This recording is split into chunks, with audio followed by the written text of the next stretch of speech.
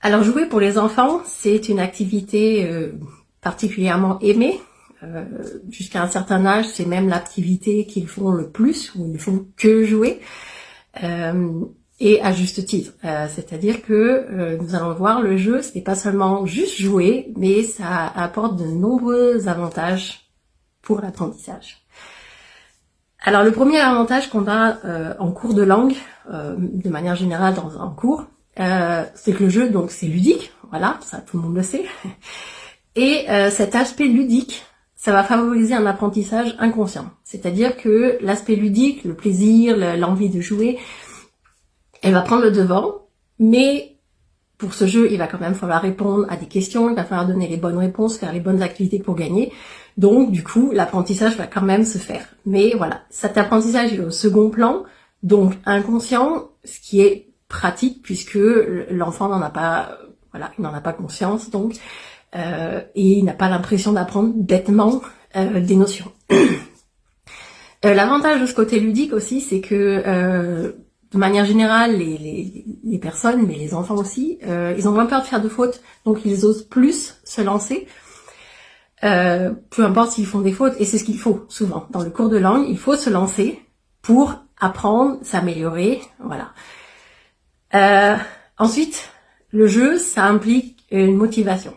Il y a la motivation de gagner, la motivation de participer, et cette motivation, elle applique c'est une application émotionnelle.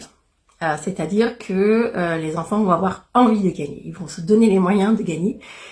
Et cette implication émotionnelle, elle est intéressante pour nous en tant que professeurs, puisque c'est cette émotion qui va favoriser l'apprentissage. Il y a un exemple qui revient régulièrement pour illustrer ce propos. C'est l'exemple du 11 septembre, les attentats du 11 septembre en 2001. La grosse majorité des gens est capable de dire ce qu'ils faisaient ce jour-là quand ces attentats se sont passés. Voilà, parce qu'il y a eu une émotion intense de se dire waouh, il s'est passé quelque chose d'incroyable, et ça, le cerveau a fixé l'activité qu'on faisait à ce moment-là. Alors évidemment, dans le cours de langue, c'est des activités positives, sympas à faire, c'est pas négatif comme ça, mais le processus est le même. Savoir les émotions favorise l'apprentissage. Ensuite, l'intérêt du jeu, c'est que les enfants, ils sont acteurs de leur apprentissage.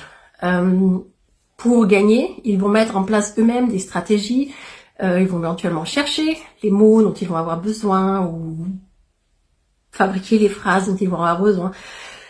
Et là, encore une fois, le fait d'être acteur, le fait de eux-mêmes choisir ce qu'ils vont donner comme réponse, ou ce qu'ils vont, voilà, comme les stratégies qu'ils vont faire, ça va favoriser leur apprentissage. C'est tout inconscient à nouveau, mais nous, en tant que professeurs, c'est ce qu'on veut. Voilà. Et enfin, le jeu, ça favorise l'attention.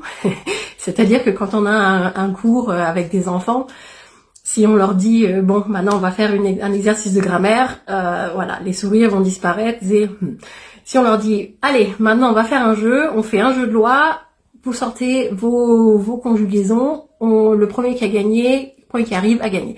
Et là, tout de suite, il y a la motivation. Moi, je le vois à chaque fois en cours. C'est fascinant et c'est très agréable. Dès qu'on parle de jeu, les enfants sont présents, ils sont tout oui, ils sont motivés à gagner. Et voilà. Et c'est cet ensemble de différentes facettes du jeu qui va favoriser l'apprentissage et qui, dans un cours de langue, donc dans les miens ou dans d'autres, est particulièrement intéressant puisque le but de ce cours est justement d'apprendre.